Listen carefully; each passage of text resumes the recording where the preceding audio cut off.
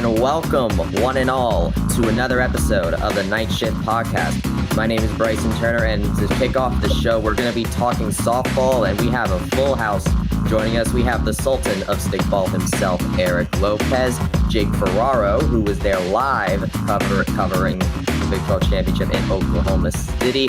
And then we also have one of our photographers, Brenna Johnson, who has been, of course, capturing amazing visuals of the team this season. Thank you, by the way, Brenna, for doing that. So, gentlemen, it ended up being a one and done for the Knights in Oklahoma City, but luckily it was still enough from this season to make it to another regional for the fourth consecutive year. Eric, I'll go ahead and start with you on that. Yeah, first time in program history. They make it 4 straight NCAA tournament appearances. First time for the 4-year seniors at UCF that we have Knight players that'll be 4-time NCAA tournament appearance players like Doherty and Cody. So it's historic from that standpoint. The committee, I guess, in alphabetical order announced them as the last 4 in. I disagree with that. I don't really understand why FAU is ahead of UCF. That makes no sense, but whatever. We don't have time for that. All that matters is UCF's in. I always thought they would get in. Certainly it was closer. It was a razor-thin margins. Baylor game, Jake, you were there with me there. It was kind of in the synopsis of the story of the season. Slow start, ball behind early, fight back, come back, Sona with the 2-run homer, but only to give up a run in the 6th. They lose a 1-run game, but it's against a Baylor team that's very good, and that's been the story for UCF. They have played a difficult schedule, and the Big 12, who is one of the second best conference in the sport, UCF, I think, learned a lot there, Jake. What was your impression on the Baylor game and moving forward? It was just like you said. It was another game that defined a difficult year. That was you pointed this out post-game with me, that was the 11th one-run loss of the season. I mean, that is just the worst luck you could possibly run into. And 4 of those 11 losses were against Baylor because they got swept in Waco 3.5 weeks before the tournament started. And all 3 of those losses were by 1 run. But even though when they were down 2-0, it was never that feeling like they were completely out of the game. But I will say, if it wasn't for Sana Halasian's home run in the 6th inning, I mean, I don't know what the future would have determined, but definitely that home run definitely showed them, hey, they are a tough team to beat. And you also mentioned they're top 40 in RPI, correct? Yeah, they finished 42 on Selection Sunday. They were 40 at the time of the Baylor game. Finished 42, but still good enough to get in. Yeah, I mean, I think getting a tough loss, even though it hurts because your overall record, but getting a tough loss like that and putting up a fight and not refusing to give in shows like, hey, they are NCAA worthy of a team. They went 30-23. They went 12-15 overall. In the first year of the Big 12, I think it's a good feeling for them to get in, but they got to play Auburn. 9 top 50 wins, top 30 schedule strength gets them in. Solid wins there. So they'll be Tallahassee, 3rd time in 4 years, and they'll play Auburn. They played them in 2021, Bryson, as you know, full circle moment for this group because that was their first regional in 21. Brenna, have you ever been to Tallahassee? You have anything nice to say about Tallahassee? Tallahassee is really pretty. I ran there in high school, so they have a really good cross-country course out there. There you go. That's the compliment we got for Tallahassee. I'm not much else to say there, but they do have good softball and baseball stadium. In fact, both will be used this weekend, so I might have to take advantage of that. Bryson, you and I were at the media availability, we'll call it, after the selections. UCF obviously was a little stressful because FSU is the 15 national seed. What was your takeaway on what Coach Ball Malone, Chloe Evans, Shannon Doherty, and Jada Cody said? You can watch those post games, by the way, on our YouTube channel at Black and Gold Banneret. What was your impression, Bryson, what they had to say?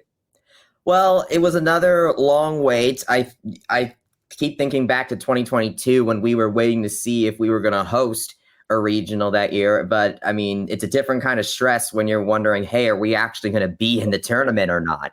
And considering they were last 4 in, it seems like those worries were pretty rational to have. That being said, I think that they did what they needed to do through this season. And you predicted them to be in there as well. And I feel like that with you being as accurate as it's been, I think I felt pretty safe that they were going to be in. Talking to them afterwards, I think they now have a chip on their shoulders.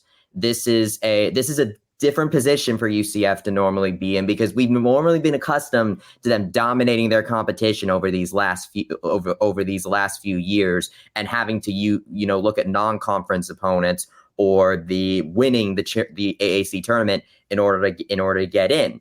But now we're in that at-large position, and hey, even though we didn't have those quad one wins, that playing in the Big 12, that Power 4, advantage kind of helps you get an at-large spot, one of the last few, the benefit of the doubt. And I think this team, considering how many 1-1 losses they had this year, I think deserve to have a benefit of the doubt going in to this tournament, where they can now play with a chip on their shoulder in an environment where they are familiar, in a movie we have seen before in the 2021 with not only Auburn, but of course host FSU is here as well. So this isn't so I could see UCF being a kind of a dark horse in this regional, though of course, Auburn is of course no slouch, being number 24 in the RPI.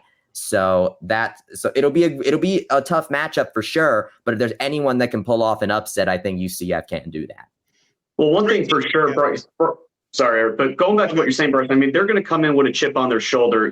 A lot of people will say, 30-23, 12-15 in the Big 12, maybe they're not too worthy of it. But I mean, if you got 11 one-run losses on your resume, which they do have, that shows they're not a bad team for what their record says. They are in most of those games. They competed very well against Oklahoma State and the other Big 12 schools.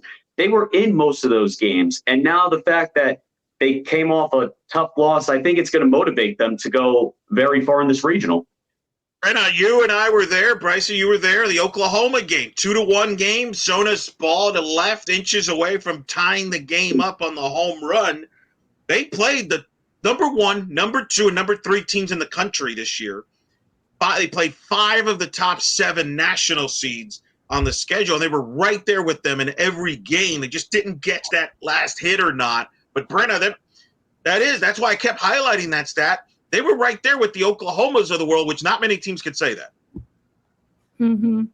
Yeah, they did really well. They had their hitting was decent, and the pitching that game, especially the second game, was really well.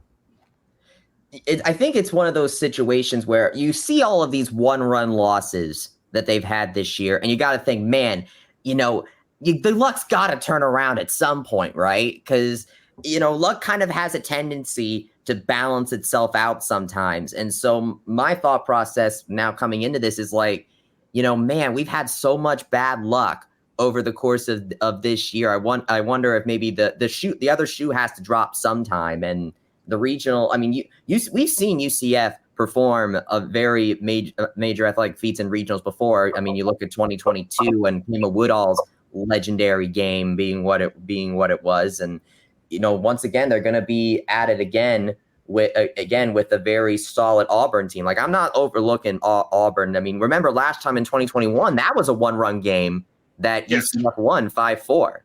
Yeah, where the Knights turned a double play to end the game.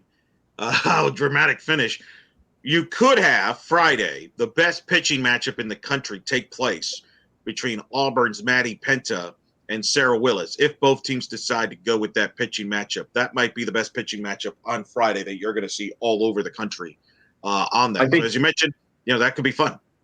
I think you would definitely have to start Willis and Penta. I mean, you got to make sure that you advance in the regional. So, I mean, I think if they go to anybody else, both teams, I think that would be a mistake. You want to win and move on. You have to start your ace.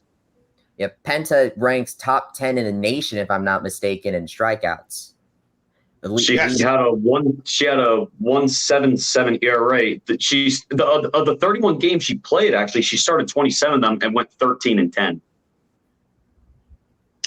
She's very good. She's a former SEC Pitcher of the Year winner. She's legit. And for more, let's bring in someone that knows a thing or two about regional. She's played in a few of them. Brenna knows her well, and that's of course my broadcast partner throughout the season. Alex Powers, I had a chance to record with her earlier on Wednesday, a full interview that's going to air on the In the Circle on D1 Softball podcast. We break down all 5 regionals where ACC teams are involved. But on this show, we're going to just focus on the Tallahassee Regional because she does call Florida State games and UCF games. And, of course, she was the one that hit the walk-off base hit against UCF in the 2015 winners bracket game, which made me cry. But we're friends now. We're good. Let's take it into that interview now that I had with Alex Powers as we break down more of this Tallahassee region. Joining us now, she will be part of ACC Network studio coverage this weekend during the regionals, kind of breaking down how all the ACC teams are doing in the regionals. Of course, you see her all year long as a color analyst, does games with Florida State, both baseball and softball, and then also does UCF games with yours truly. She has her own podcast that I'll tell her promote in a moment. Of course, I speak of my good friend, 2-time All-American Alex Powers joining us here. How are you doing? I've missed you, first of all. I know. It's been a long time, I feel like, since we sat next to each other in the booth. But it's been good, so I can't complain. Just getting to watch and talk softball, so there's nothing better. All right. Now, first, tell you do a weekly podcast with Britt McKinney. You've been doing ACC podcast. Oh, Britt obviously will be doing College Station. Got paired up there, so it's a little hectic of a week for both of you. But you are going to come out this week with a preview breaking down all the ACC teams in the regionals, correct? Yeah, we will. We're actually recording later today, and then that should be out no later than tomorrow. So it's been a busy week, and we were even together all week last week out in Durham at the ACC Championship and still didn't have time to film because you're just always doing something, right? On set, preparing for the next game and show and everything else. But yeah, so our podcast has been a lot of fun, just getting to talk and cover ACC softball teams across the country all season long. And you tell people where they can find it. Yeah, you can find it streaming on Apple Podcasts, Spotify. It's also on YouTube. It's called Up the Coast with Alex and Britt. And we just have a hell of a time. So it's good. Yeah, you both are in Durham there. You watched, obviously, Duke win the ACC title against Florida State. We're going to begin with Tallahassee because I kind of feel like this should be nicknamed the Alex Powers Regional because you've called both UCF and Florida State games. They're both in this regional. FSU is the national seed, the 15 seed. Auburn's the 2 seed. FSU's the 3 seed. Chattanooga is the 4 seed. The top 3, this is basically a replay of the 2021 regional. It's the 3rd time UCF has been to Tallahassee in the last 4 years, 4th time in a row. They were there the first time 9 years ago when you were a part of that. What was your reaction when you saw this regional pairing?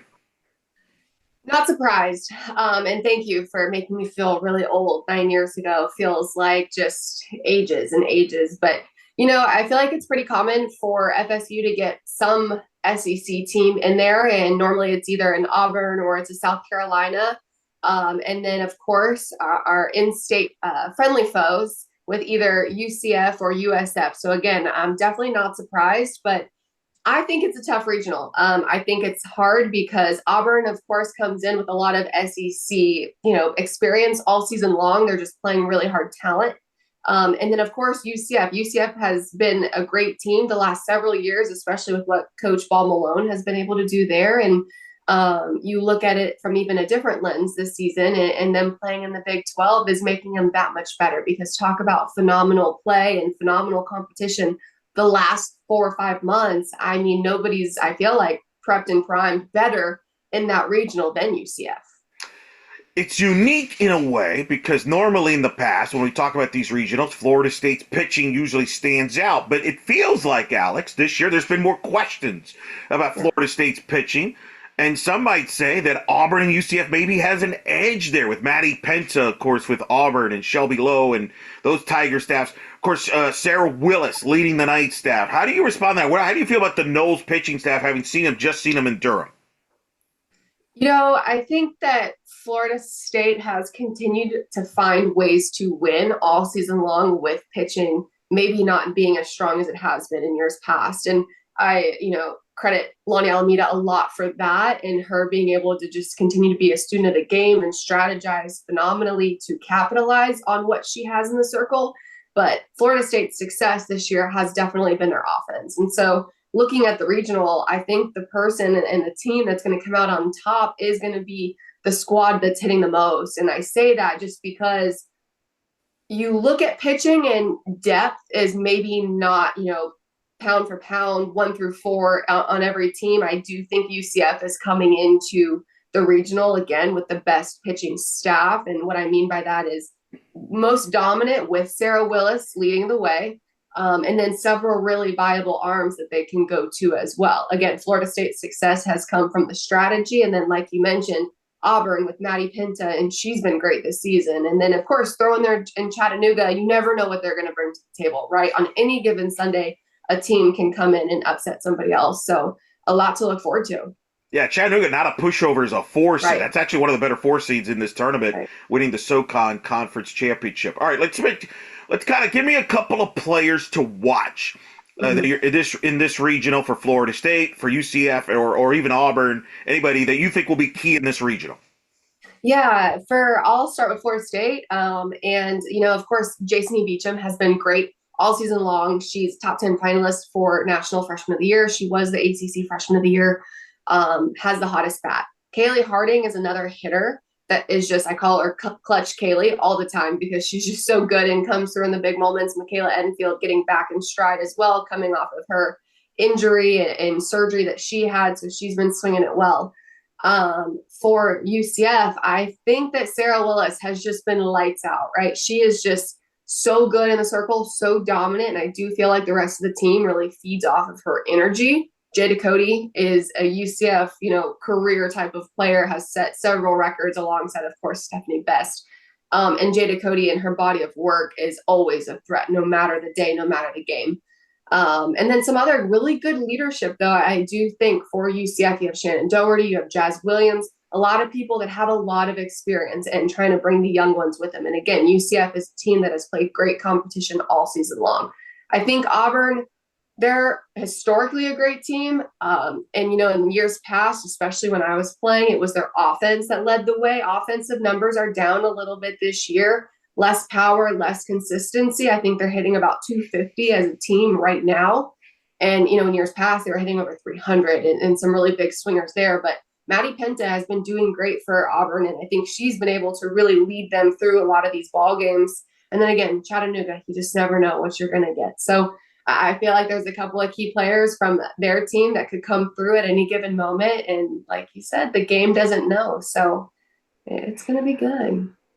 A core of this UCF team has won a regional back in 2022. Yeah. They've been to Tallahassee, like I said, 3rd time in 4 years. In fact, this senior class, the 4-year seniors, their first regional was Tallahassee in 21 when they lost in the regional final to FSU. Can that be an advantage for a team like UCF to have that experience, having know what it takes to win a regional? Because in past years, like in 2015, when you won the regional, I thought you had the advantage from an experience standpoint of, hey, we've won a regional. UCF at that time had not. Do you think that helps UCF in this regional? I think experience is so much of a factor of a team's success. And so often when you look at different parts of a team's season, in the past, like you're talking regional right now, in the past at Florida State, it was like World Series. And when I say that, it was like we knew we had to just get to the World Series before we could get to the World Series and compete at the World Series. Like the first step was getting there, right? Which is hard enough to do. And then once you've gotten there and gathered and had that experience as to what it's like to play on that stage, it's a whole new ball game. And so absolutely, I think teams like UCF and I think teams like Florida State that have the experience, have the maturity out there on the field, it makes all the difference. Now, what I will say is I look back on my career in 2017, we were the favorite to win in the Super Regional against LSU, and we were upset. And I felt like we were the better team. I felt like we had more experience. I felt like we did everything right. But at the end of the day, we didn't play the game better that day and that weekend. And that came back to haunt us. And so no matter the experience and honestly, no matter the career that any of these teams have had with these players, it's all going to be about who shows up Friday, Saturday, and maybe Sunday and is going to play the best. For Auburn, it's unique. Mickey Dean, it was announced during the season, he is going to step down as the Auburn head coach at the end of this season. This is his last regional as Auburn head coach. How much of that do you think would be motivational for the players to kind of go on a run for their coach who will be done whenever this postseason run is done for Auburn? I think that's so important. And you get these athletes that really rally behind coaches sometimes, and they've bought into the program. They're so grateful for what they've experienced throughout their careers. And we have felt as athletes like we owe it to our coaching staff or a particular coach to come through for them and let them know that all the time and money and energy and hard work that they invested in us was worth it. And so I think that that's going to play a huge factor for Auburn coming out. And I truly think for once with the SEC slogan, it will just mean a little bit more for them. Oh, very clever. Look at you. Got the cliches I know, going. I'm wearing my ACC shirt. That's so good. ACC there. I'm neutral. Yeah. Fair enough. Right. Talk about a little bit more about the FSU pitching staff this year. For those that haven't followed it daily, what has been the story there, and who's the key pit arm or two that you think is going to be key if Florida State's going to make a deep run and get past this regional and beyond? Florida State, the last several years, has done a great job pitching by committee. Even when they had really dominant arms in the circle, like a Kat Sandercock, I think Lonnie Alameda did a great job preserving her so that she could be her best at the latest parts in the season when it matters most, which is postseason. And I think one of the things that Florida State has lacked this year is that go-to, more dominant type of ace. And that's where they've struggled. And so you have really great potential in the circle for Florida State with McKenna Reed, Allison Royalty. You've got some really young, phenomenal players, Ashton Danley. You've got Mimi Gooden and several other arms. Emma Wilson has done a great job getting some innings. But again, they lack experience on some side. So with Danley and Gooden, they've got so much potential, but they're so young. They're only freshmen, both of them true freshmen, two-way players as well. So trying to navigate it and balance a lot is hard. And then you've got, Allison Royalty. I think she struggled with a little bit of injury throughout the season. And she's been somebody, again, that has had a harder time as of late because of probably just over time wear and tear. And she's been doing a great job, though, navigating and managing that. And then I think the question still is McKenna Reed. And she was like the flamethrower, if you want to call her that, for Florida State. And she's not played since April 20th or 21st. And I mean, that's a big loss for Florida State. They're taking it day by day with her right now, but not knowing whether or not she's going to be available is huge. And they're going to get tested right away. This Chattanooga team won 42 games this year, hit 304 as a team, 52 home runs, with Kylie Phillips leading the way with 15 home runs, 40 RBIs, 357 average. Kendall Forsythe, 340 average, 7 homers, 44 RBIs on the season.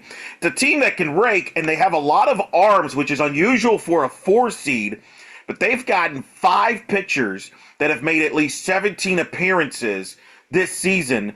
Taylor Long leads the way for them with 12 wins. Peja Gould, I believe, if I pronounce it correctly, with 12 wins as well. Their pitching staff is at 281 overall. I mean, it's unusual, Alex, to have a 4 seed that has depth pitching-wise that can have multiple arms like this Chattanooga team do with some pop offensively here. We talk so much potential, right? And Chattanooga's coming in off of a great conference tournament win and championship with them. And again, you just never know. You never know what you're going to get. It doesn't matter who's ranked better, who has a better team player for player. It just matters who's going to show up and do the small things right and come through in the big moments. And I think that's what we continually see. The game and the talent across the country is just evening out. And it's hard. It's hard to be a Florida State coming in. I mean, it's great to be the host, right? But the target's on your back. And you look at a team like Chattanooga, they're probably walking in here and saying, I've got nothing to lose. Like, we're good, right? We're happy to be here. And sometimes that's a really dangerous opponent because they don't feel pressure the same. They don't feel like the target's on their back because, again, on the field, Florida State's expected to win. And so when you don't have that pressure, you get to play a little bit more free. No doubt, and they know how to win. Frank Reed's been there a long time at Tennessee Chattanooga, 42 wins there. As a player, how do you prepare for a regional? How much of it is physical? How much of it is mental as you prepare?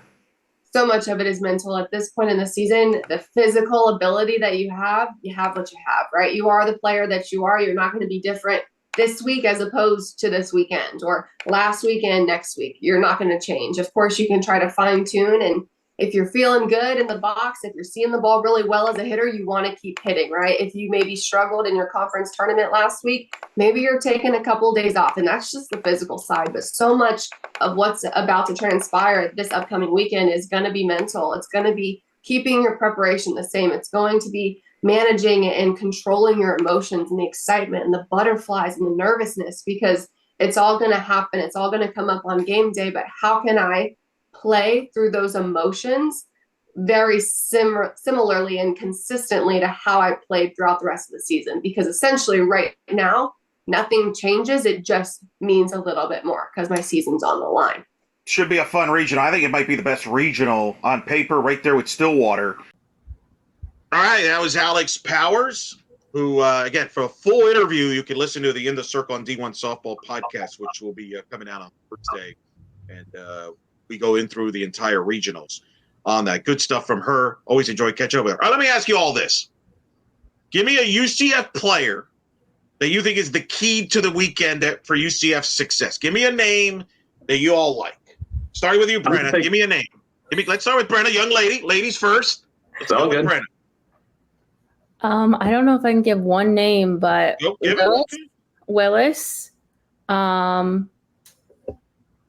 Evans are probably my top two, and Shannon Darty. Those are going to be some key factors to a win. Pitching wise, hitting wise, the atmosphere that both Willis and Shannon and Chloe all give, they're definitely add to the fire of the team. So, Jake, what are your thoughts? For me, I'm actually going to ride the momentum that she had with that homer. I'm going to go Sana Halasian. I think that she just had the biggest hit of her UCF career, tying that game, and she was very pumped up. Eric, you asked her the question in the post-game press conference, which is also on the Banneret YouTube channel. I feel like she has to ride that momentum following a big hit like that into the regionals, like knowing, hey, I had the biggest hit of my life at UCF to tie the game with, it was 1 or 2 outs in the 6th inning, Eric. Was it 1 or was it with 2 outs? I don't remember if it was 1 or 2 outs, but it was a long time ago, that Thursday game. Might have been 2. Okay. Might have been 2 outs.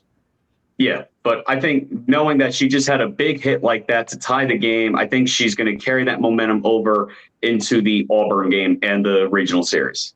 I also feel like it's really hard to single one player out on the UCF team. I feel like obviously everything's a team sport, but I feel like they do really well, like as a team. They all kind of like complement each other. So I feel like if they all come together, they're really good, then that's where that will also shine as well, because they're all going to either back each other up, or someone's like down, they're going to be able to I don't know, someone can fix my wording.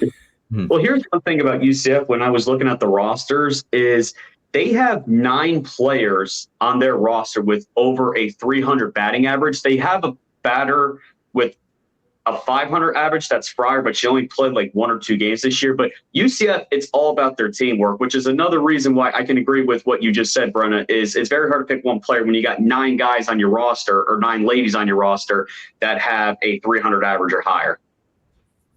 So very interesting on both of you. Nick, by the way, chiming in the comment. Nick Porcelli will be joining us a little bit later in the show. Chimed in the comments from the studio saying Sarah Willis, he's used to seeing her put the team on her back pitching wise. When she's hot, the team follows her lead. Very true, Nick. I would agree on that. Brenna, of course, mentioned Sarah in her thoughts as well. I'm going to go a little bit different. I was going to say Sona, but Jake kind of stole her from me. Sorry. So instead, I'm going to go a little bit different, and I'm going to go Janisha Rowe. And the reason I say that is because UCF, one of the biggest things I feel like UCF has struggled with over these like close games is manufacturing runs. It's not that this pitching staff, of course, is going to be very key to victory. Caitlin Felton, the depth is going to be key too. I think Caitlin Felton could easily be playing a factor in this regional as well. But I think it's going to be Janisha Rowe because she is one of the best Knights out there that can be able to manufacture runs due to her speed on the base pads. And so I think it's going to come that if she's able to get on base and get around, then I think that's going to be very key for UCF to get runs on the board to just not lose track. If, for example, because these are going to be tough offenses these players are going to face, and so I think Rowe is going to be a very important factor in UCF keeping up with them. By the way, it was 1 out the Baylor game, so I misspoke. It was 1 out. I figured it was. It was 1 out. Okay. Yeah, I didn't sleep much in Oklahoma City. Fine, I'll take Jada Cody then. I'll take Jada Cody. He's left on the field here. This is one of the most decorated players in the history of this program, and she is capable of taking over a regional in a moment's notice. And if she has a great regional, I like UCF's chances. Teams pitch around her. She scuffled a bit during conference play. Now you got new life, you got new season. So I'll be curious to see how she comes out here in Tallahassee. Should be a lot of fun. 2:00 Friday, ESPNU, UCF and Auburn. You will have Mark Neely and Carol Bruggerman on the call. Bryce, are you guys doing a watch along? What are we doing? What are you doing? That's an interesting idea. We'll definitely need to talk about that when we're off the air. All right. Well, I'm going to be in Tallahassee, but let me know what you guys will be doing. I'll have coverage from Tallahassee all weekend long, assuming everything goes as planned. I always things change for a reason. But this should be a fun regional. I think 3 teams can win it. Florida State, Auburn, UCF. I think it's pretty wide open. It's a stacked regional. Chattanooga is pretty good too. It's 42 wins, as you heard in my interview with Alex Powers. So should be a lot of fun. Real quick here, let me ask you all 3. Put the regional aside. Define the successful season, making the tournament, still to be determined. How would you define it? I think it's successful. At the end of the day, they joined a new conference, and the first year they're joining, they're walking into 3 of the top softball schools in the country, Texas, Oklahoma, and Oklahoma State. And for them to prevail with a 30-win season and 12-15 overall in the Big 12, I think it is a successful season. I think if you're a Knight fan, you should be optimistic about it, knowing that Oklahoma and Texas are going to be gone. So maybe you got the possibility thinking maybe if we get some good recruiting going on in the state of Florida, along with the other schools, maybe we could be a sneaky Big 12 team next year.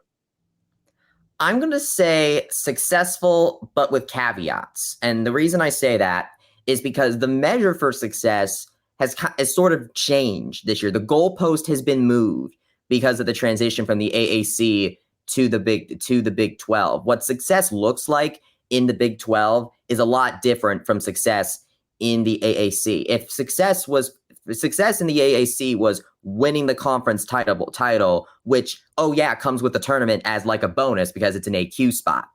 And it's of course less likelihood that you could have multi-bid, with multi-bid leagues. With the Big 12, you're going to be a multi-bid league every year. And so success in this instance is going to look a little bit different because your record could look like this, where it's a losing record in conference play and you still make the tournament. Granted, you are one of the last 4 in, but you did make it. So is it okay to feel like this team isn't as successful because this is the very first season after having certain expectations throughout the AAC era? Sure.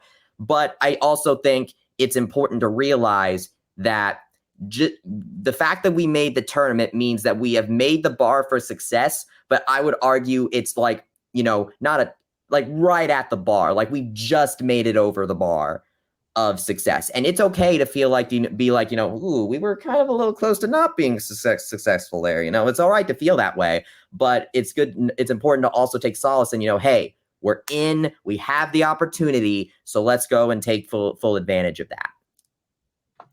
I'll tell you what was a success was the ice cream place that Jake took me to in Oklahoma City.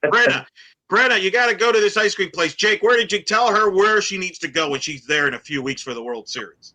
It is Brahms Ice Cream. It is a Oklahoma thing, and I love it dearly.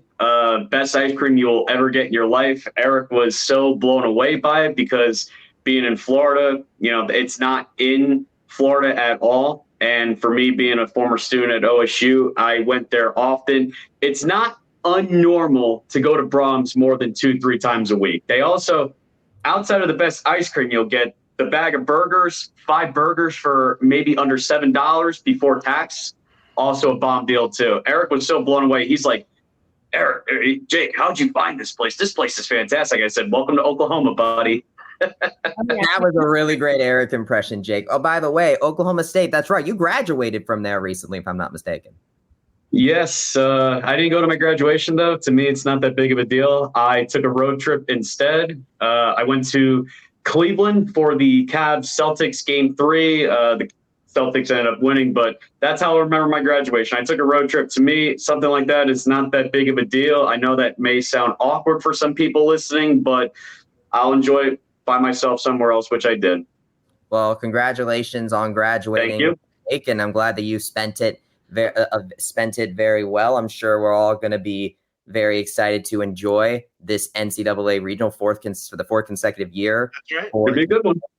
Yep, and I think that could end up actually being key, of course, to the successfulness season as well. Nick kind of pointed this out from the comments that, success for this season could very well kind of be determined a little bit, or at least some factor on how they do in the regional potentially, because that's what people will talk about. I will say I agreed with that. I agree with what Nick said there. I will say from a Big 12 perspective, it was a success. Remember, they were preseason picked 5th. They finished 5th.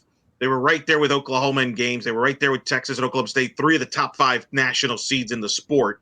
The Baylor ones are the frustrating ones because I think you feel like, you just didn't catch any breaks there. But, a lot of the UCF teams across the board didn't get to their expectations as far as the Big 12, except for men's hoops, who I think overachieved their expectations. Softball was right there. Regionals will certainly define all that. But again, ice cream, Brenna, you heard it. You got to go there when you're there in a few weeks. I'm excited to try it. And I'm super excited to watch this game on Friday. I think it's going to be really good. And I think that the UCF is actually going to surprise a lot of people. Brenna, if you want flavor suggestions, go cookies and cream or mint chocolate chip. Okay. Awesome. So, Brenna, thank you so much for joining us to talk about this UCF softball team. Once again, thank you so much for the visuals that you have provided for our stories over the course of this season, and can't wait to hopefully have you on the show sometime again. Yes, thank you guys. That was Brenna Johnson. Both she and Derek Warden are the Black and Gold Bannerets photographers, and we thank them for all of the visuals they provide for our stories over the course of these past seasons. All right, Jake, Eric, it's time for the other stick and ball sport, baseball, who is coming off of their final home series, and now after Tuesday's game against Bethune-Cookman was rained out, their final home game against the Texas Longhorns, which ended up being a losing series as the Longhorns took 2 of 3 games. They now focus their attention on Baylor, which will be their final regular season series before going on to the Big 12 tournament. Eric, what you got a chance to see the team live a little bit during that last game. What were your thoughts, from what you were standing at as you walked into John Juliano Park? Well, it was a long game. That was the first stink, 4 hours. I mean, my goodness, it was. I swore it just ended like a few minutes ago. The game. Couple things stood out. Obviously, Texas, a lot of interesting fan base. We'll just leave it as that. Yeah. There's a reason why not many like them, Jake, and you know that very well. And that was certainly proven at John Juliano Park by their just say their exuberance. So what? Enthusiasm, I think, is the right word. Yeah, it was interesting because we had Texas fans in the softball, but they were very nice, very good, very loud, but it was good. The baseball people. Yeah, but baseball, I think, in general has, a tendency to sort of. Yeah, I'll say it. They were dumb fans, Jake. They were dumb, and I know that doesn't surprise you. No, it doesn't. I've heard so many people in the state of Oklahoma tell me how loud they are and obnoxious they are. That does not surprise me that you just told me that. No offense to all other Texas Longhorn fans who are very no, just baseball. I'm just speaking baseball specifically. I'm not. Yeah. I mean, other sports can factor in too. Obviously, they were making a big deal about the horns down reference earlier in basketball this year too. Well, that's true. Well, that was the coach there. That's a whole other story. We got it. But look, I think it was a back and forth series. I was disappointed in the crowd. I was shocked because full disclosure, I flew in from Oklahoma City covering the Big 12 championship game. Got a 6 a.m. flight just to get here to watch some of the baseball game. And I was floored at how empty it was. Not packed. From what I was told, Bryson, you were there all weekend. It was not packed all weekend at all. This is like a big brand, Texas, in college baseball. So that disappointed me a little bit. On the field, UCF just couldn't slow down Texas's offense. They did a nice job winning the middle game, which was big. By all calculations, when the time this comes out, I think they're still in the last 4 in. I know Baseball America literally had them at 64 in their projections on Wednesday. It doesn't get any tighter than that. And and then I think D1 Baseball has them as the last 4 in as well. So this is a big series, Bryson. They did get a game in, a win against Texas. I thought that was huge. They needed not to avoid to get swept. I'm interested to see what happens here this week. The Bethune game got washed out, which is probably a blessing in disguise because that doesn't benefit you at all from a scheduling strength standpoint. But now you got to play a Baylor team that's out of the Big 12 tournament picture. I'm sure you have the metrics in front of you, Bryson. I don't know where they are in the RPI, but it's not good. No, they're number 130. They are the worst in the Big 12 when it comes to RPI. UCF sits at 41, by the way, just 1 spot behind West Virginia and like 3 spots behind TCU. Kansas State, TCU, West Virginia, UCF, you could throw a blanket over them when it comes to the RPI standings. It's very close. Hey, now Baylor, though, it'll be very interesting because Baylor actually only just got out of the Big 12 tournament because the Texas Tech Oklahoma State game, their last series, the game of their series, was rained out. So I don't know. I feel like Baylor could potentially be entering this series with a bit of a chip on its shoulder, where it's like, hey, we got robbed of a chance to compete for a spot in the Big 12 tournament, so we have nothing to lose in this series. Play spoiler alert. You got to play that role if you're Baylor. Very true. You look and you look at the Big 12 standings, by the way.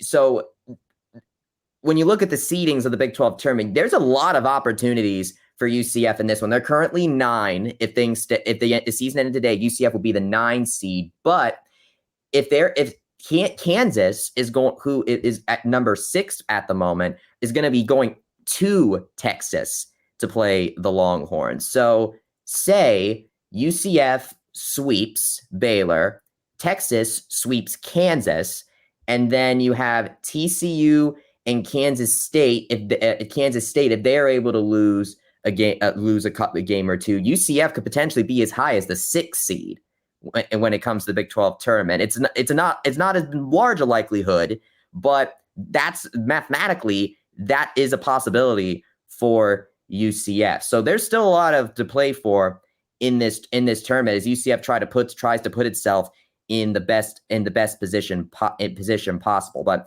that's for next week. There's a couple of thoughts. We're definitely gonna get in depth next week on where baseball stands. But this series is critical. When you're playing a team in the 140s, your RPI is 41. We just saw softball barely get in as a last 4 in at 42. So when you're in the 40s, you're right on the bubble. And the problem is when you're in the bubble and you're in that last 4 in territory is you leave yourself exposed to possibly getting clipped either by somebody that steals a bid in another conference or by politics, because that happens in every committee. And I always argue with Jeff and Kyle about this because they act like, football, there's all this political stuff in football and the other sports, there isn't. No. There's plenty, if not more, political stuff goes on behind the closed doors in these committees, regardless, just beyond just football. And I think I just kind of seen that this weekend with softball. So I think this is a critical series, guys, for baseball. I think they got to sweep. At worst, you got to win the series. I think if you lose this series, it is catastrophic to their postseason NCAA tournament chances, in my opinion. Oh, absolutely. You got to be able, when you're playing Baylor, like you said, Bryson, you got to come out with a series win on this. Your best case, obviously, is the sweep to help your resume more. And obviously, maybe Kansas loses, and maybe TCU or K-State gets a couple losses too, but you got to come out with a sweep on this. But worst case, you got to take 2 or 3. And then whatever happens in the Big 12 tournament happens at Globe Life Field. I mean, you look at Texas, for example. I remember, Eric, you were talking about quad 1 wins with softball and how that was very crucial to why UCF was in the position that it was, being right on the bubble. You look at the quad 1 wins for UCF, they're 3-7 this year in quad 1 wins. Texas, who is 3 spots behind them in the RPI rankings, is 12-9. You don't think the committee is going to put Texas into the tournament over UCF? Absolutely, easily, yeah, absolutely. So the point is that the RPI rankings are certainly an indicator, but like if you're close enough and you just have a better resume when it comes to quad 1 game, quad 2, that type of scenario, you might have a lower RPI team could supplant a higher RPI team. And of course, UCF is going to be playing a very low RPI team in Baylor.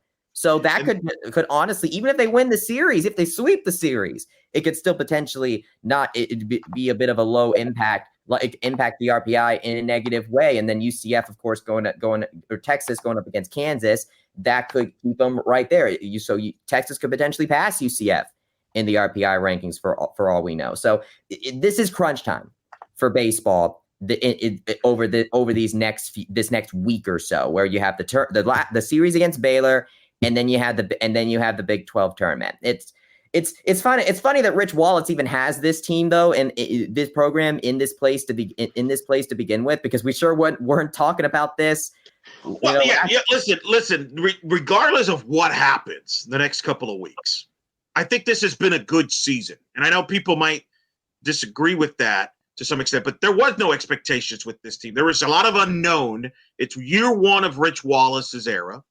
I think he's done a lot of good things. They've got him they've been competitive in the Big 12. I think they have shown that they belong in the Big 12.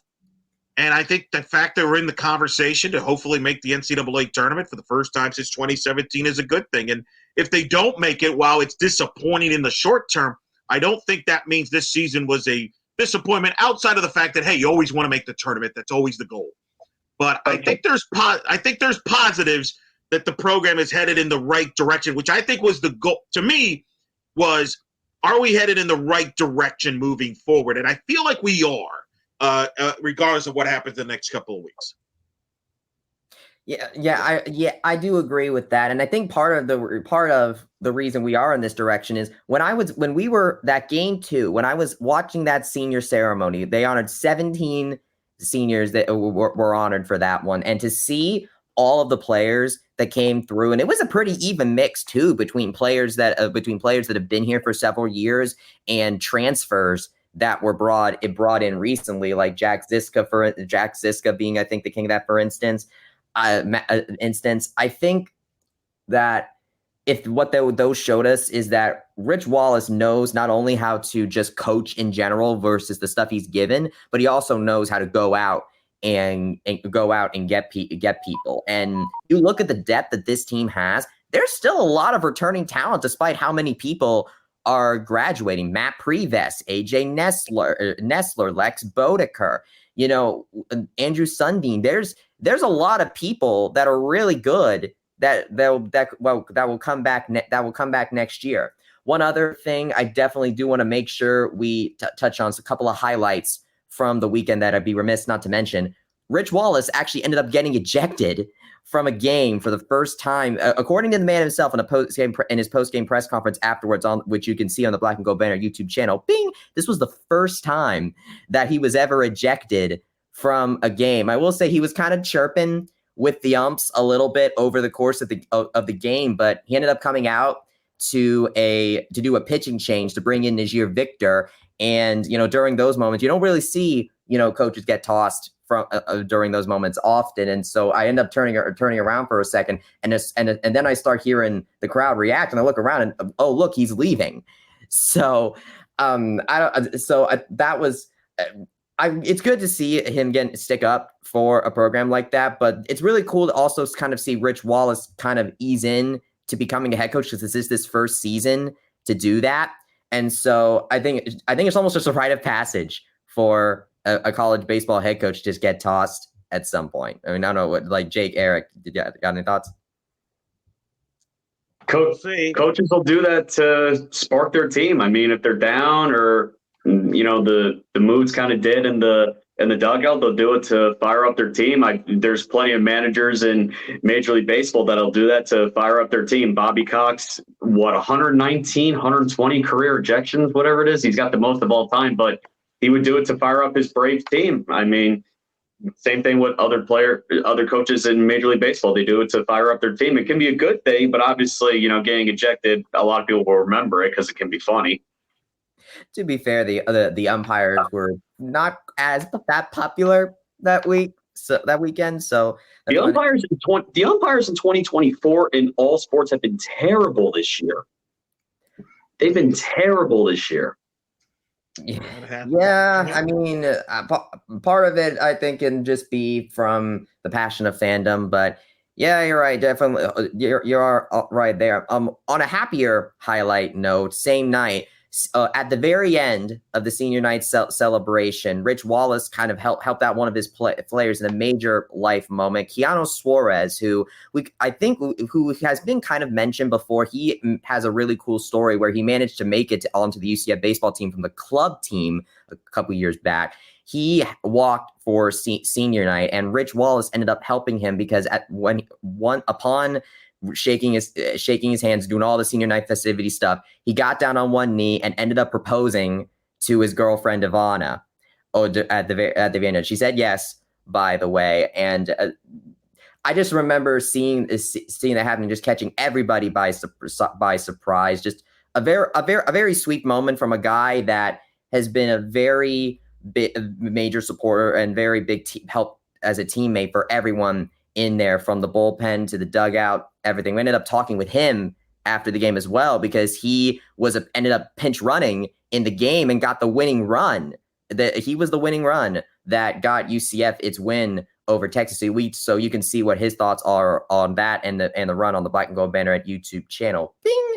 But I mean, I think if anything, I feel like that moment there was a really good, I would say, capper. That whole night really was a really good capper for the home season for UCF athletics. So that senior night win ended up being the second to last game that was hosted on the UCF campus for the entire athletic year. Well, we'll see. I'm looking forward. Baylor. That's all that matters for me right now. I'm not looking back. I'm looking forward. It'll be Thursday to Saturday series, Bryson, as we wrap this up here. Yes, you are right. I'd be remiss if we didn't mention it, because it was a highlight series going up against Texas, because that's probably not going to happen again, because Texas and Oklahoma are going to be heading to the SEC. So great weekend, but of course, much more important baseball to come as now we have UCF going to Waco, Texas to take on Baylor. Thursday night, 7:30, Friday night, 7:30, and then Saturday for the regular season finale at 2 p.m. So that'll do it for Stickball. Eric, Jake, thank you so much for coming on and just talking to us about your craft. I know you're very busy people, so you all have a great rest of your day and have fun. Eric, have fun in Tallahassee. Will do, gentlemen. It's always a pleasure. Well, I'm sure we'll check in from Tally. It should be a fun week. We'll talk soon. Take care, guys. All right, and now we will shift gears as we go from the diamond to the track, as I bring in our track expert, Nick Porcelli, to talk the UCF's first Big 12 Outdoor Championship meet. Nick, how are you doing today? I'm doing good. I am happy to finally be back on this podcast, because my God, it has been a while, because I've been going through everything in life recently, had the flu, finals, everything you can think of. So I'm glad to be back, and I'm glad to be talking some track. Indeed, because of course you're a runner yourself, part of the Night Runners Club. How's that been going, by the way? I think you know how hot it's been out recently, right? Dude, it's been miserable. Oh my God, it's been tough. But got to get ready for the next season. There's some certain track and cross country meets we're hoping to be in. So we'll see where that goes from here. But little tease. But this isn't about me as a runner. We're here to talk about the UCF track team. So I'll follow your lead, buddy. Kick us off. Awesome. So unfortunately, it was a bit of a rough go at it for UCF in its first outdoor championship. Big 12, you got to remember, is a very good team in track and field. Texas, of course, has competed for national championships in the past. The Knights ended up finishing 12th out of 14 teams in this championship with 31 points. Better performance than it was, by the way, in the indoor championship game. That one we finished 13th. So one spot improvement on that. But, finishing in the bottom part of the Big 12 is certainly not a very fun experience. However, at the very least, UCF can get some solace in the fact that it did give us its first Big 12 champion ever in Rayniah Jones, who ended up winning the 100-meter hurdles competition with a 12.78 second time.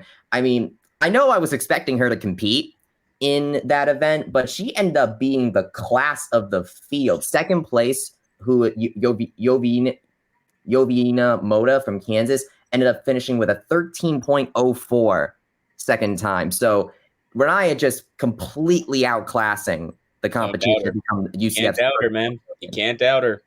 Can't doubt her anymore. No. I saw someone, I think it might have been Eric DeSalvo, like he basically tweeted, "Hey, we'll see you in the UCF Hall of Fame in a few years." Can we just put her in now? If there was someone who I would want to put in the Hall of Fame instantaneously, Rayniah Jones is certainly. She's earned it. I mean, because she's been consistent. Because there's some college athletes, it can take them like a year or two, maybe even till like their final year to like truly hit their peak. She's been consistent for years now. Like I remember hearing about how well she was doing before I even came to UCF. Like she's been the star nearly every year she's been here. And, that wasn't like you said, it wasn't the result we hoped for as a team. Now, granted, like you said, Big 12 is talented. Like I looked it up. I think it's like 5 Big 12 teams are currently ranked in the top 25 for track. But we had people out there competing, and like we had our first Big 12 champion. Like we showed we can hang, and obviously because she won that, she's not done. She's going to have a couple more competitions. We'll see her at the regional meet, but it's kind of like a nice ending for her career, if you catch my drift. It's not. I mean, because now think about it. She's been a champion in 2 different conferences. How many people can say that at the same school, no less? Yes, you are right. You are right about that. And hey, even if another UCF team gets a championship down the line at some point, Rayniah Jones is the first ever Big 12 champion.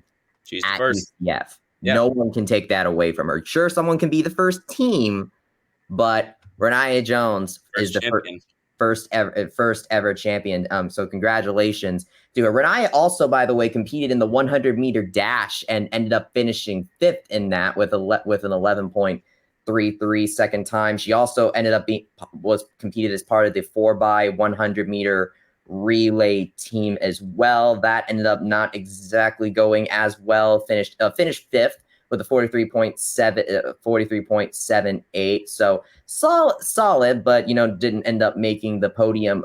I think what's really interesting about this, Nick, is that to do well in the Big 12 is to do something a lot different from what this team used to do to dominate the American. Because what they did in the American is they essentially took their sprinters, who the sprinters really led the field. Is that they just inundated the final with them. You get many good sprinters that you essentially shove all of the other runners out of the finals, so that way all the points that come in the sprints events will go to UCF. You can't do that in the Big 12. Yeah, no, I remember that too. Like when we were there, and when the American Championship was here in Tampa, which is where I'm recording from right now. When we were there, like I can't remember the event. It might have been the 100. But like it was like, remember that? Like every person, like every lane was filled up with a UCF Knight. So like they just dominate. You can't do this in here. It's a more competitive league. That's just welcome to a Power 5 conference. That's just how it is.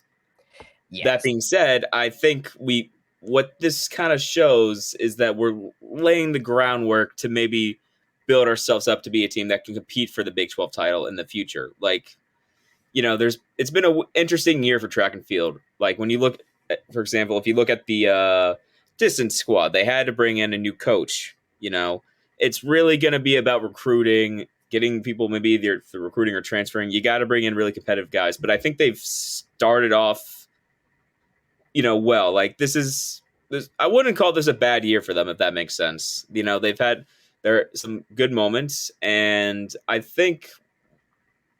don't think it's going to take long until we see them become a true contender in the Big 12 track events. That's just my opinion on this.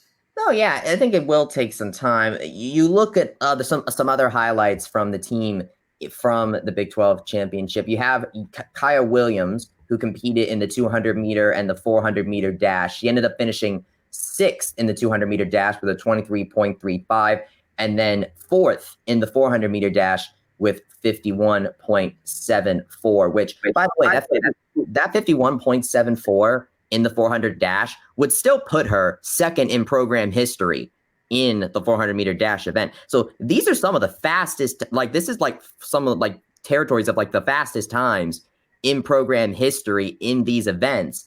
And yet they're good enough for 4th in the Big 12 championship. You can sort of see the standard really increasing. You also have Ashira Collins, by the way. She finished 4th in the triple jump with a 13.25 meter best jump, which would be 43 feet 5.75 inches. Those three athletes have really been kind of the usual suspects when it comes to UCF track and field athletes performing very well at these events this year. The problem, though, is they could very well be leaving, because obviously they're not going to be here forever. And let's put it this way. Individual athletes making it very far to make it to the championship is great. Rayniah Jones has been doing that, and Ashira Collins have been doing that for this is their 4th year now. So doing that is great, and it's great for individuals, and it's great to show that UCF is able to get athletes like this. But if you want to compete as a team, you can't just have Rayniah Jones and Ashira Collins. You need to have a team of Rayniah Jones and Ashira Collinses.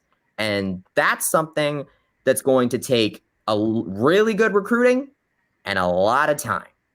Yeah, I think that's what I was kind of getting into. I think this summer, once the season finally comes to the end, this is going to be a very defining, we'll call it off season for this program. This is really going to decide, okay, where are we going from here?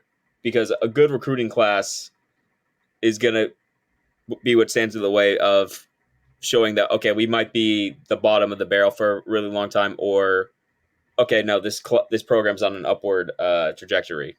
So when they come back next year, I'm going to be really interested to see what happens, because they're going to have to replace a lot of people. Now, my hope, though, with, Rayniah and all of them is, remember when last year when Taylor Hendricks got drafted, we were celebrating that, not just because, we finally have a Knight in the NBA, but we're also hey, this could be a really big thing for our program, because we're hey, we can produce people like this. Come to UCF, you could be like him. That's my hope, that people will see Rayniah, who is, you can even see this in the Black and Gold Banner YouTube channel when we interview her, how much she praises the coaches, say how much better of an athlete she's become because of them. My hope is that high school track athletes will look at her and be oh, I can do really well if I come to UCF.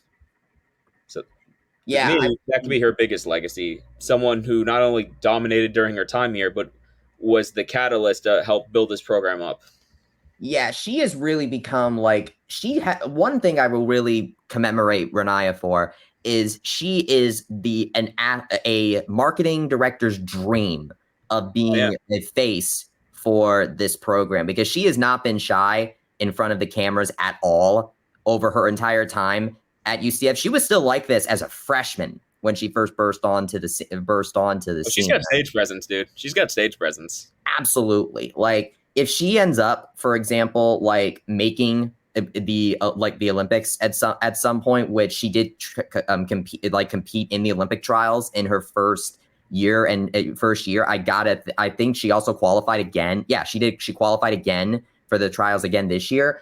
I mean, if she's able to make it to an Olympics at some point, I feel like she would be an immediate darling for the media. She just seems like that kind of person.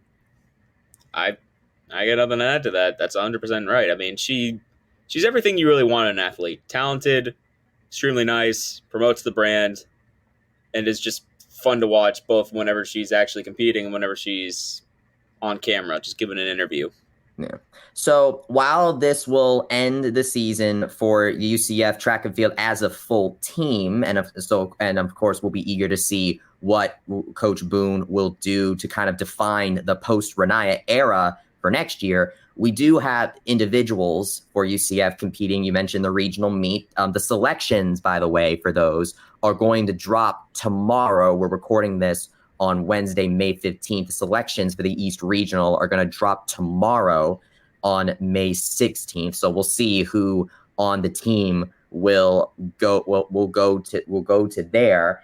That will be hosted. Let me see. I believe that's going to be Lexington. They're going to be in Lexington, Kentucky for the East Regional meet, which will take place from Thursday, May 23rd to Saturday, May 25th. I mean, we're already, I think it's safe to say we'll be seeing Rayniah there. Her 100 meter, her top 100 meter hurdles time is ranked 5th in the nation, by the way, at 12.77. She's a lock. I got no stress over that. Oh yeah, she's a lock. And yeah, and her her Big 12 championship meet, by the way, was 12.78. So that was only 100th of a second off of her season best time, which is 5th in the nation. And Nick, you know this all too well. Track is about having your momentum and your training peaking at the right time. And it seems like Rayniah is running her best stuff at a very good time to be running her best stuff. I got to look at her times again, but I'm pretty sure these are, like you kind of just said it, these are her best times, and her best times this season have been in these past few races. She's, doing everything that you're, as a runner, like your coaches are always telling you, you got to get better throughout the season. You got to get better throughout the season. You're seeing that. She's reaching her peak. So hopefully, even though she's the Big 12 champ, hopefully that wasn't her best. Hopefully she's got more. And hopefully we'll be seeing that in Kentucky.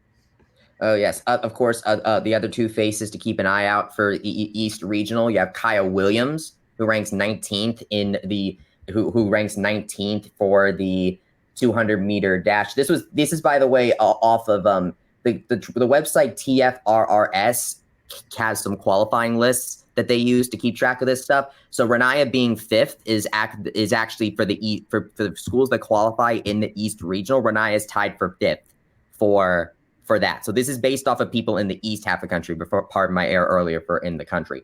So other people to think about, Kaya Williams is 19th for the 200-meter dash. She's also 8th in the East Regional qualifying list in the 400-meter dash. And then you have Ashira Collins, who is 4th in the triple jump. So those are some other two athletes to keep an eye out on as the Knights head to the East Regional later this month. All right, so we move. Well, real quickly before we move on, you were talking about this with softball and baseball. Let's wrap up talking about track by answering this question. First year in the Big 12, success or no for track? Ooh, that is a very hard question, I think, to think about, because talking about track is a lot different from talking about something like softball and baseball, because you are thinking about, not only on in team level, but you're also thinking about it as an individual level. Yep, I know where you're going. That track is that weird mix of team and individual success. Right. And so when you look at the individual level, I think any of you, Rayniah Jones is on your team. When you produce a conference champion and pretty much guarantee that you're going to go to a regional and you feel really confident that you can see some runners in the national championship. Exactly. You can call that a successful year. Right, exactly. The thing is that one other big thing that this year was going to do is you ideally would want to show a preview of what the post Rayniah era is going to look at. Now, during the indoor season, there was this BYU transfer named Adeobi Tabugbo that did a really good job, and a good job. She didn't run for the team this year, this outdoor season, because indoor and outdoor have different eligibilities, and so she didn't run this outdoor season in order to run a full year next year. So I think she will be an interesting person to watch out for, at least for the next 1 year. But over the next few years, that's going to be, I think the big key to see if UCF can compete as a team. Because when you look at it as a team, you have in the Big 12 meet, you have basically 2 bottom of the barrel finishes. And when you look at people that aren't Rayniah, Kaya, or Ashira Collins, you don't really see a lot there aside from maybe Adeobi Tabugbo. So I feel like on a team level, this might not be as a successful season, but then again, the Big 12 is a really good conference in track. So I feel like that, the strategy that the identity of UCF in the American doesn't really mesh as well in the Big 12 as, say, with softball and baseball, because they could easily carry over what they were doing in the American into the Big 12 fairly well, because this team, they had their identities pretty set, even with the change in coach on the baseball side. But with track, it's a lot different than that. Yeah. I don't want to call it so you're going to go, I'm guessing, so you're going to say not a success. I think as a team, as a full team, I think this was, I don't know. That's what I'm asking, as a full team. Yeah, as a full team, I don't think this was a successful season. I'm with you on that. I don't want to call it a failure of a year, because you can't. No, you can't. Ultimately, individually, you've had success, and you need that as a team. A failure is no one on the team does anything. Exactly. But in the sense of, I don't know who's carrying the torch once our stars leave. Yeah, I can kind of see it with that. I'm not saying, we needed, the emergence of, another dominating track athlete, but I'm can I see something that shows, hey, maybe this person could step up in a few years? I don't think I saw that. Yeah. But listen, a good off season can transform a track athlete. So who knows? Maybe when we're here in a year from now, we'll be talking a little bit differently about some maybe an unknown freshman we just signed, or maybe someone who's been on the team for a bit, just transformed overnight. Who knows? Oh yeah, but I'll be interested to see. Remember, Rayniah Jones just completely came out of nowhere when came on the scene. So right. That kind of shows how there's never going to be another Rayniah Jones for us. Yeah. Never.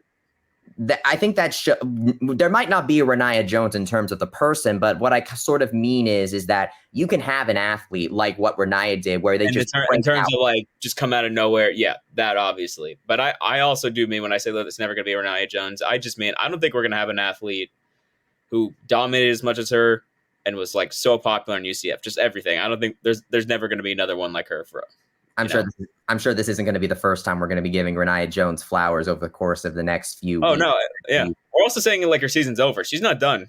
All right. I'm going to be enjoying these next few races she's going to be in, because, listen, cherish all the times we need to cherish the times we get to see her wearing the UCF jersey. That's all I'm saying. Oh, yeah. It's, last time the Olympics were happening later in the year, she ended up finishing second in the NCAA championship. He was a silver medalist. So who knows? Maybe the Olympics are a lucky charm.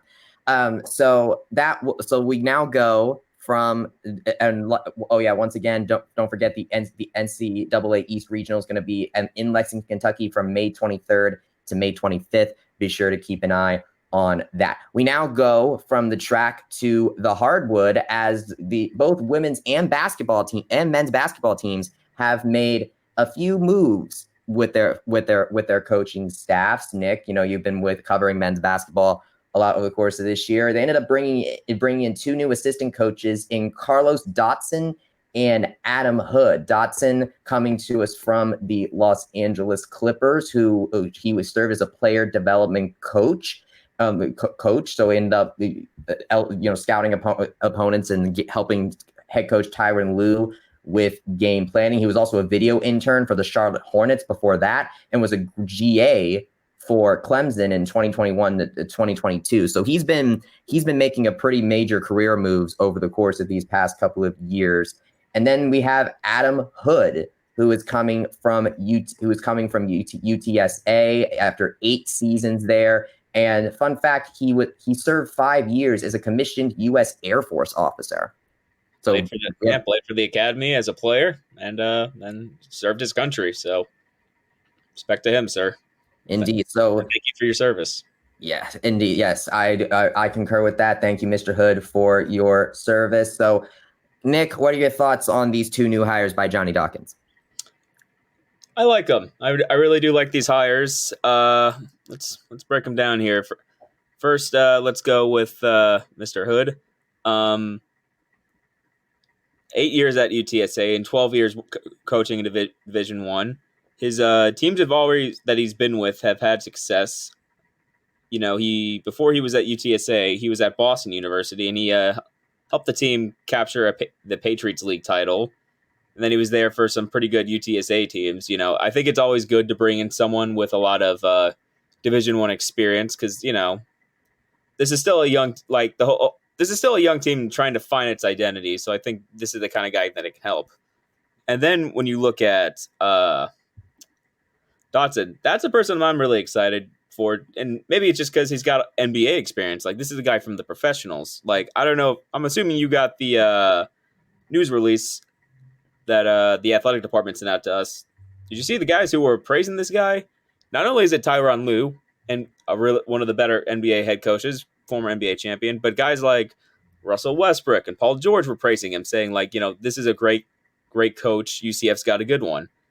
I mean, that's pretty cool to see. Okay, maybe that's just the NBA fanboy in me, but that's amazing to see, and especially because, listen, what have been the biggest news in terms of the basketball team?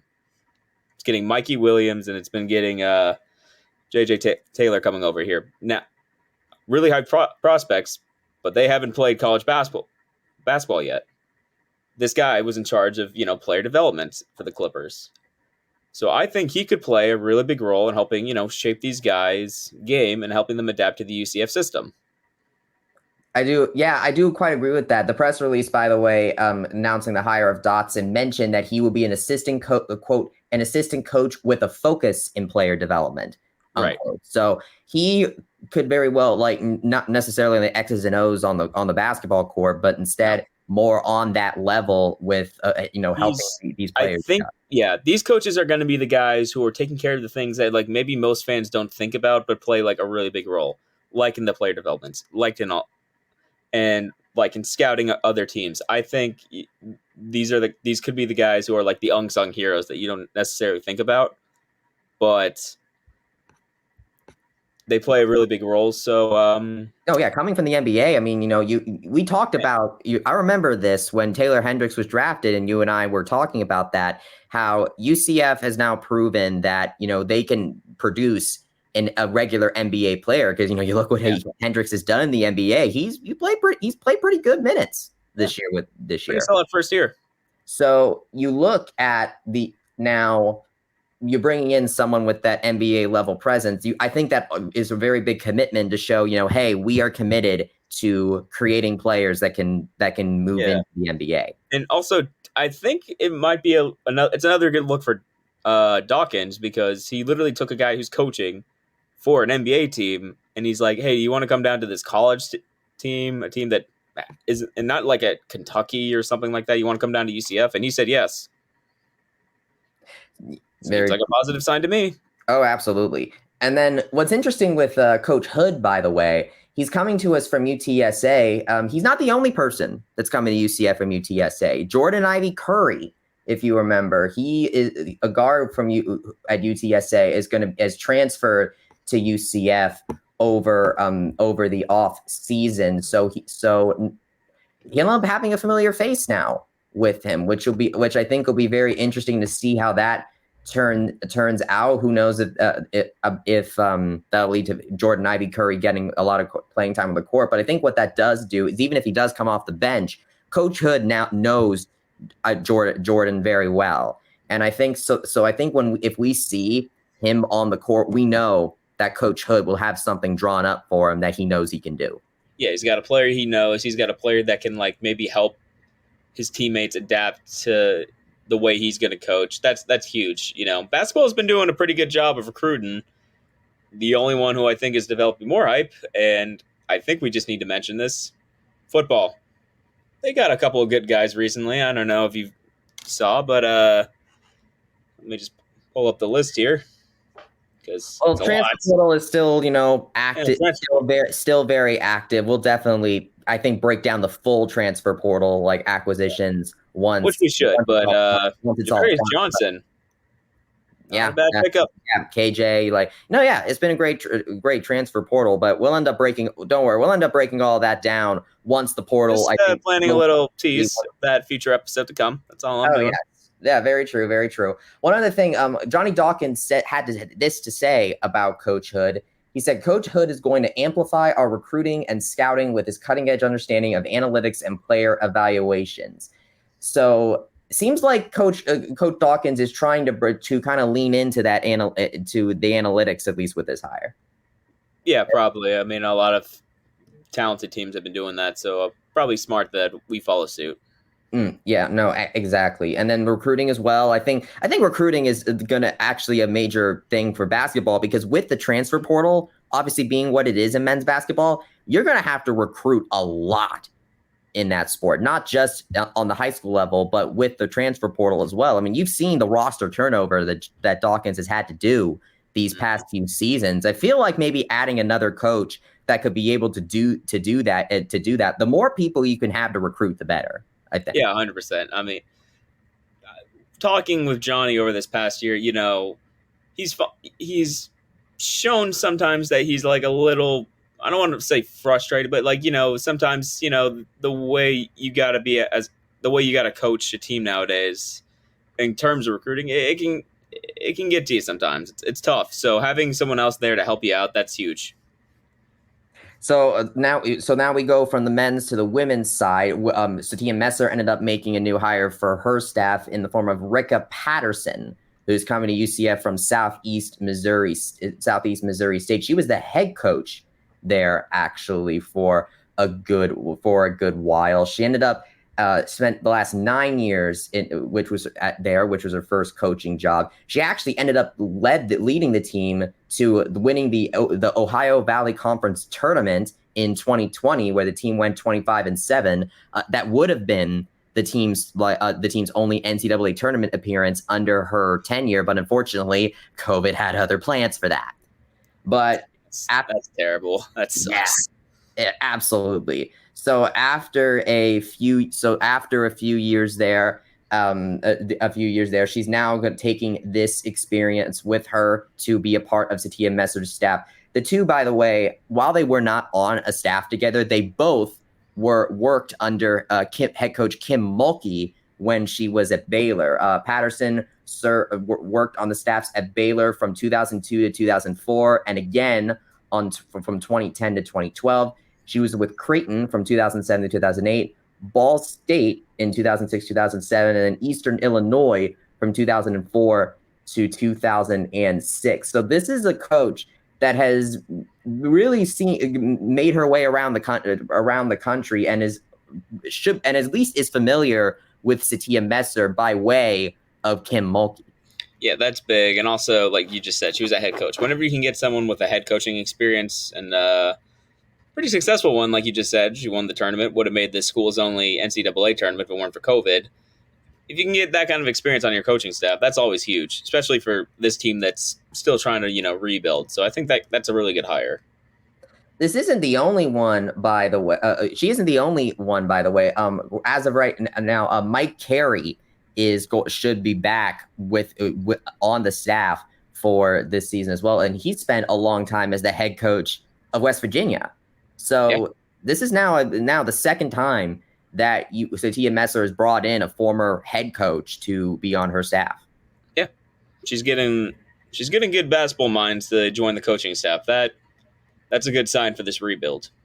Absolutely. No, absolutely. And I've really been seeing the evolution with this ever since Satia Messer was brought in. Considering they have Caitlin Peterson, Layla Jewett the Fate, and Ashola Kott, Kyle Nagodu, I've seen some promising faces for this women's basketball team. So I think it's really important for them to really focus on that development, to try and get to, I would say, a successful place as fast as possible in this, because I think they have the potential to do it pretty quick. But they're laying the right pieces. They're getting there. Yeah, next year might be the year where we're like, I don't want to say we need to start seeing some results, but like we at the very least we need to start seeing some major progress, and I think we will. So that'll be it as far as the segment goes. A couple of quick hits before we go. On the episode last week where I was with Kyle, we talked about the women's golf team and how they ended up not making it to the NCAA championship after competing in the Bermuda Run Regional. But golfing isn't over for a couple of faces on the women's golf team. Both Pimpisa Sandwich Susutham and Molly Smith competed in the U.S. Women's Open qualifier recently in Bradenton, Florida. And one of them, Susutham, ended up finishing second at even par. She is going to be playing, Nick Porcelli, the U.S. Women's Open, one of the majors of women's golf. I don't know what do you want me to add? You just said it. She's playing in one of the U.S. majors. So that's amazing.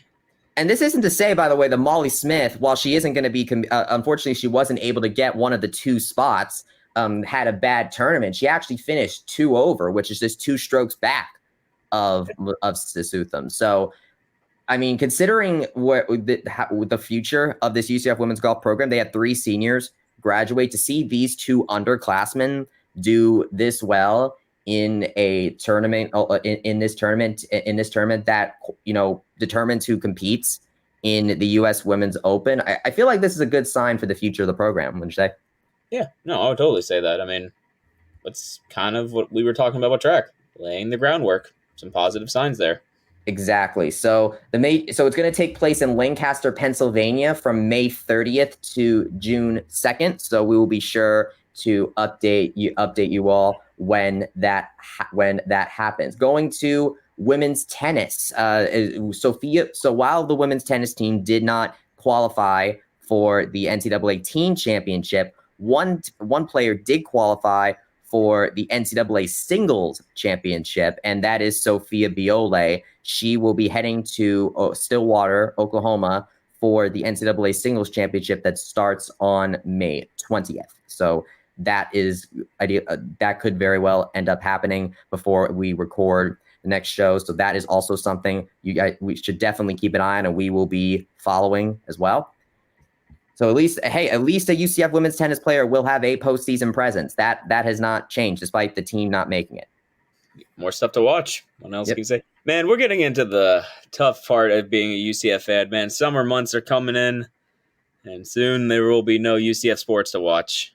Well, it's a tough time.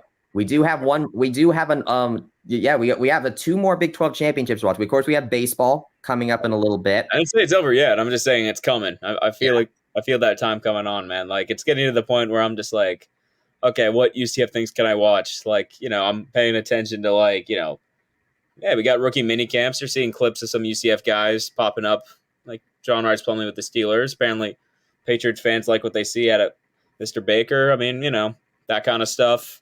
Or I know some for our soccer listeners, if you pay attention to the lower division USL, former UCF star Cal Jennings is killing it. I think he's third in goals in the league for my Tampa Bay Rowdies. So stuff like that. How about that?